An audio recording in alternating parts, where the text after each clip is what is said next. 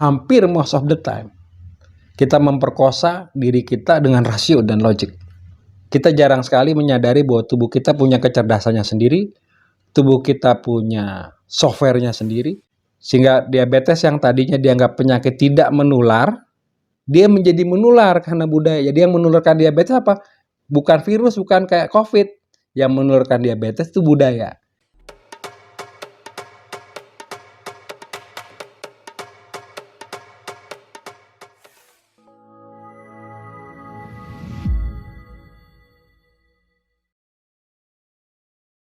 Salam sehat, salam bahagia. Kita ketemu lagi di Jurnal Hendra. Kita lanjutkan pembicaraan kita yang kemarin dengan semua romantika cerita epik Baratayuda dan Ramayana ala Hendra Iskandar ya.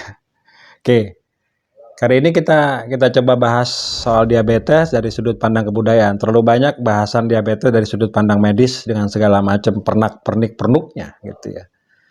Kita akan lihat diabetes dalam sudut pandang yang berbeda, karena ini yang sebetulnya menjadi soalan utama gitu ya. Diabetes dari sudut pandang kebudayaan gitu ya. Diabetes itu kalau medis adalah penyakit sindroma metabolik gitu ya. Kalau dijelasin itu bisa ceritanya bisa kayak pesta 7 hari 7 malam nggak habis-habis gitu ya. Kalau bicara itu, tapi kalau bicara sebagai kebudayaan, simply banyak yang menyatakan bahwa diabetes itu namanya dietary disease, penyakit yang muncul karena makanan, gitu. Karena budaya pangan. Ada perubahan budaya pangan, itulah yang memicu lahirnya si manis jembatan Ancol ini, gitu ya. Oke. Kemudian revolusi industri, revolusi gula atau sugar revolutions, kemudian kita sebut tanpa mendiskreditkan sebuah bangsa ya, American breakfast gitu. Diperkenalkan tidak menyebut merek, sarapannya di toko, tidak lagi makan makanan rumahan, sarapannya di warung, sarapannya di street food. Tidak salah ya, saya tidak dalam mendiskreditkan street food dan grocery food, everything is right. Bahkan glukosa yang menjadi musuhnya orang diabetes itu bukan benda salah. Tergantung sudut pandang dan bagaimana etiologi kita. Jadi dalam budaya tidak ada salah dan benar, tapi ada sesuatu yang relatif yang dilihat dari sudut pandang etiologinya. Gitu. Etiologi bagaimana kemanfaatan sesuatu buat sesuatu. Gitu ya. Jadi selalu berada kita di kuadran positif, kita tidak berada pada kuadran negatif. Kita tidak menyalahkan, memblame apapun, tapi awalnya itu adalah soalan-soalan kebudayaan. Ketika budaya masak di rumah berubah menjadi budaya in very fast pace, di mana manusia membutuhkan kecepatan dalam bekerja, praktikalitas, soliditas, maka budaya pangan itu berubah gitu. Dari budaya alamiah yang disebut whole and raw food, makanan utuh dan seutuhnya, menjadi condensed food, jadi makanan yang dipadatkan dan terpadatkan gitu. Kemunculan keripik, kerapak kerupuk, kemunculan tepung-tepungan, kemunculan kemasan dalam segala bentuk mempermudah industrial, itu menghasilkan kebudayaan atau budaya pangan yang jauh sama sekali berbeda dari budaya yang alami. Juga yang jarang kita mahfum dalam budaya pangan adalah apa yang kita makan hari ini. Misalkan beras, buah, umbi hari ini itu bukan lagi bukan lagi alamiah, tapi hasil persilangan bibit unggul gitu ya. Sengaja dibuat lebih manis, sengaja dibuat lebih banyak, sengaja dibuat tahan hama, sengaja dibuat namanya direkayasa secara genetis ya. Tapi itu buah, dampaknya apa? Dampak yang paling nyata dari buah-buahan adalah peningkatan kadar manisnya. Si kembar the twin, kalau orang diabetes bilang the twin evil ya, fruktosa dan glukos. Rasa manis itu dibentuk oleh dua gitu. Buah-buahan begitu diperkaya dengan rasa manis sampai manisnya mendekati madu. Bahkan di beberapa buah exactly rasanya seperti madu. Bahkan jagung yang dulunya tidak ada gula, ada di sirup jagung gitu. Itu menyaingi manisnya sirup maple gitu ya. Di alam itu kemudian terjadi, dalam budaya pangan terjadi perubahan yang sangat ekstrim yang diikuti oleh perubahan gaya hidup. Nah, dalam sudut pandang itulah sebagai penyebab penyakit diabetes. Kita tidak lihat sudut pandang medis yang disebut sindrom metabolisme, biarkan urusan itu adalah urusan medis.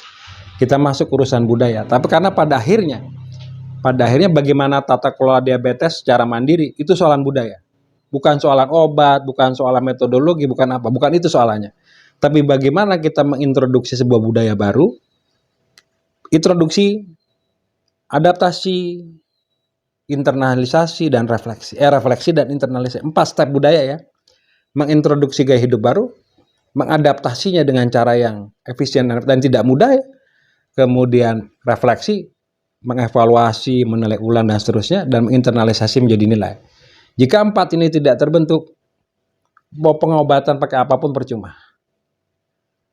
Mau ada obat dari planet Mars, dari planet Jupiter, mau ada metode ini percuma. Kalau dia tidak ada disiplin, tidak ada konsistensi, tidak ada kemampuan untuk bertahan dalam kaitan pandangan kebudayaan, apapun tidak akan dapat dicapai.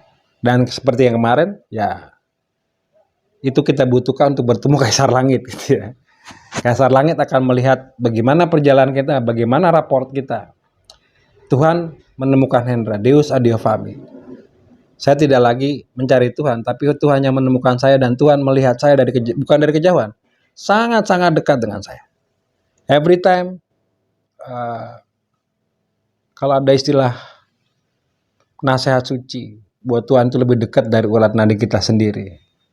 Ada nasihat suci bahwa tanaman-tanaman itu telah dibuat oleh Bapa untuk melayani manusia. Nasihat suci yang lain banyak sekali. Saya ditemukan oleh Tuhan. Sehingga mau tidak mau, saya harus mengikuti perintah Tuhan yang termanifestasi dalam kecerdasan yang ada dalam DNA saya, dalam apa yang diinginkan oleh tubuh saya. Kalau kemarin saya menggunakan rasio dan logika untuk mengontrol tubuh, sekarang saya hendak menemui Kaisar Langit dengan satu syarat. Apa syaratnya? Saya harus patuh dengan kehendak tubuh. Disinilah sisi psikologis, metafisik, dan spiritualnya diabetes mellitus. Bahwa dia memberikan satu kesadaran baru. Selama ini, hampir most of the time, kita memperkosa diri kita dengan rasio dan logik.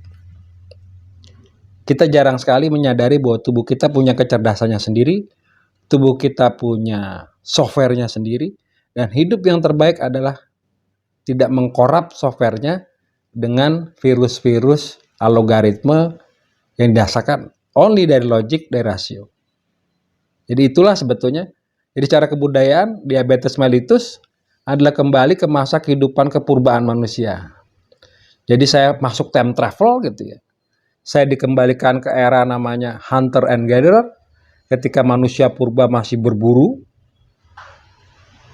Di era modern ada manusia Homo sapien hendranensis di pasar minggu, itu sama tuanya sama mungkin Homo erectus ya. Saya kembali ke era purba, seperti kebiasaan orang purba, bangun pagi tidak sarapan, jalan-jalan mencari makanan, ada buah ya dapat buah, ada dapat biji, jamur dapat jamur, ada kacang makan kacang, sampai ketemu hewan buruan, kira-kira siang mereksa pancingan dapat ikan tunggak, kemudian malam-malam berburu. Dan makanan orang purba yang paling pertama menurut saya berdasarkan diabetes, bukan penelitian ilmiah, itu telur Pak, telur ibu. Manusia purba hidup dari telur. Sehingga dongeng-dongeng tentang telur suci dalam mitologi Jawa, dalam mitologi India, bahwa ada telur sebagai semesta, ternyata itu dari makanan. Gitu. Bahwa makanan yang termudah, sumber protein yang termudah adalah nyolong telurnya burung, gitu. Karena burungnya kabur, berburu burung susah, tapi telurnya ketinggalan, kan gampang dimakan. Itu sumber protein yang pertama. Kemudian biji-bijian. Jadi memang dari pertama evolusi manusia secara kebudayaan di era purba seperti itu, makan ya seketemunya gitu. Nah, istilah makan seketemunya atau yang disebut seasonal food terjadi pada saya gitu kan. Di seketemunya makan sesuai dengan adaptasi dengan lingkungan. Nah, itu dimodifikasi dalam alam modern ya. Jadi staple food, makanan pokok itu tidak hanya single mode, tapi multiple mode dan multiple ingredient gitu ya. Zaman dulu kapan ya ada beras? Beras itu kira-kira 30.000 tahun sebelum Masehi di Lembah Yangtze ya. Gandum mungkin lebih tua ya, sekitar 40.000, 60.000 ya. Gandum-gandum era purba. Kemudian apalagi? Singkong mungkin di Amerika Tengah, Amerika Selatan, dan jagung, maize itu ya mungkin di era yang sama. Revolusi pertanian mulai ada kawin silang tanaman-tanaman dan menghasilkan varietas-varietas biji unggulan. Mulailah dari hunter gatherer masuk ke era pertanian, masuk ke era sedenter. Itulah awal kelahiran diabetes pada sejarah kebudayaan. Tapi belum di situ ya, nanti arahnya modern. Tapi cikal bakal kebudayaan diabetes dimulai ketika ada pertanian. Ketika manusia mulai berevolusi, Homo sapien mulai berhenti berburu, mulai membangun rumah. Homo itu artinya rumah ya. Ketika dia mulai membangun naungan, dia tidak lagi tinggal di goa, sudah mulai bisa nyusun pagar. Kalau huruf Cina itu kan huruf kedua setelah tien itu kan kotak gitu kan, pagar. Huruf Cina kedua itu pagar gitu. Jadi setelah ketemu tien, pohon, manusia pohon, kemudian dia hidup dalam lingkungan rumah. Itu asal kata homo ya. Di rumah dia mikir sapiens, homo sapiens gitu ya. Kalau Yuval Noah Hariri bilang manusia masa depan itu homo deus, manusia setengah dewa. Mungkin itulah yang diramalkan kepada saya oleh Yuval Noah Hariri gitu ya. Masa depan manusia itu kembali ke era kepurbaannya. Buat saya, mungkin manusia di masa depan yang jauh sekali nanti tidak lagi kena diabetes. Kenapa? Manusia masa depan nggak butuh badan gitu. Manusia masa depan itu isinya algoritma. Manusia masa depan itu isinya sesuatu yang sangat metafisik. Badan ini hanya perhentian sementara gitu. Bahwa the next dimension itu adalah manusia ada dalam tahapan yang sangat-sangat spiritual. Dia nggak lagi makan makanan yang fisik tadi, dia eat spiritual food. Dia makan makanan yang sangat spiritual. Dia hidup dalam rasio spiritual dan dia hidup begitu beradaptasi dan begitu harmonisnya dengan kehendak semesta. Itulah masa depan. Sementara menurut ahli kuantum masa depan ada dua ya. Kalau nggak plus ya minus gitu. Bisa terjadi masa depan yang baik, bisa terjadi doomsday, bisa terjadi kiamat. Tapi anyway, kedua tahapan ini kita akan sampai pada tahapan kebudayaan puncak gitu ya. Dalam perjalanan inilah saya belajar betul perjalanan kebudayaan bahwa diabetes itu adalah soalan budaya. Sehingga lebih mudah melakukan pendekatan pendidikan tentang diabetes terhadap diri saya sendiri dan mungkin ini berguna bagi orang lain ketimbang menjelaskan diabetes sebagai suatu fenomena medis dengan bahasa-bahasa medis yang berat gitu. Menurut saya it's impossible. Kita harus menemukan cara buat diri masing-masing, buat saya misalnya, dan buat penderita diabetes di seluruh Indonesia, di seluruh dunia, untuk membicarakan diabetes dengan bahasa budaya. Tata kelola diabetes mandiri dengan bahasa budaya, tidak dengan bahasa teknis. Oke, saya tunjukkan, saya punya glukometer ada 3 di sini. Kalau bicara teknis, benda ini akan sangat teknis. Oke, ini bukan soal merek ya, tapi sekedar tanda ya, sekedar tanda-tanda. Saya menunjukkan 3 hal karena mencegah ada iklan. Contohnya satu ini. Ini 1, 2, sorry, karena harus handling with care. Maaf ya, harus hati-hati. Karena kalau jatuh, akurasinya habis gitu. Ini yang lain lagi. Oke.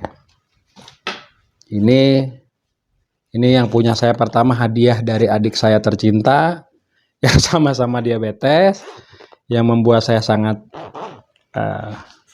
mengharu biru. Ini hadiah dari adik saya, Wisnu Isander. Dia penderita DM2 dan dia sudah sampai tahap transplantasi ginjal di tahun kemarin. komplikasi ada nefropatik, jadi komplikasi adik saya kandung, itu konsep komplikasi ginjal. Beruntung alhamdulillah ada sanak keluarga yang dengan kerelaan luar biasa mendonasikan salah satu ginjalnya kepada adik saya, sehingga adik saya sampai hari ini alhamdulillah sangat sehat. Meskipun urusannya jadi agak ribet ya gitu. Di samping dia mengurusi diabetesnya, dia juga mengurusi ginjal barunya, jadi ada 2 problem. Tapi anyway, dalam perjalanan menemukan Kaisar Langit, adik saya hidup dalam kebahagiaan, in the full life. Kemarin dia ke rumah, kita nggak pernah tahu kehidupan kan. Dia ke rumah untuk berkunjung ke rumah karena adik saya yang paling bungsu tahun ini meninggalkan kami, tiba-tiba mendadak sakit dan wafat. Jadi sebelum itu adalah adik ipar saya, suami dari adik saya meninggal.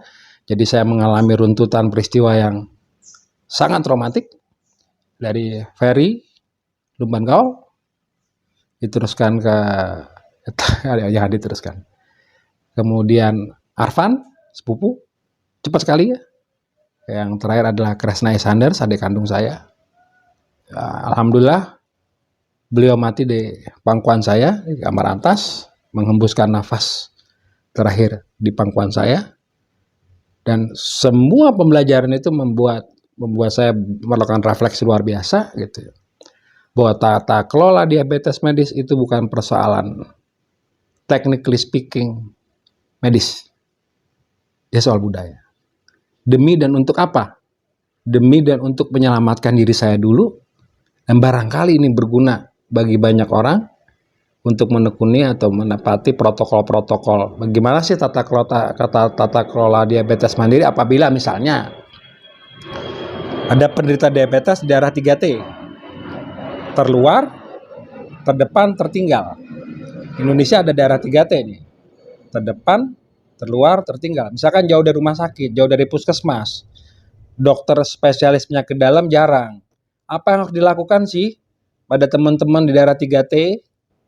Bagaimana mereka harus melakukannya? Apa harus kita bikin komik? Saya rasa teman-teman animator, teman-teman penulis buku, pembuat film, ini kesempatan besar karena ada sekitar 1-2 juta penderita DM tingkat 1, dan dalam perkiraan WHO, Indonesia akan menjadi salah satu champion pemenang penderita diabetes terbesar di dunia ya. Karena sekarang ada cerita anak SD aja udah kena diabetes, anak SMP, anak SMA, dan diabetes nggak milih lagi kaya dan miskin, jelek dan cakep, putih dan hitam, dia nggak milih-milih. Sehingga diabetes yang tadinya dianggap penyakit tidak menular, dia menjadi menular karena budaya. Jadi yang menularkan diabetes apa? Bukan virus, bukan kayak COVID. Yang menularkan diabetes itu budaya. Jadi carrier-nya bukan lalat kayak orang sakit sakit mencret-mencret.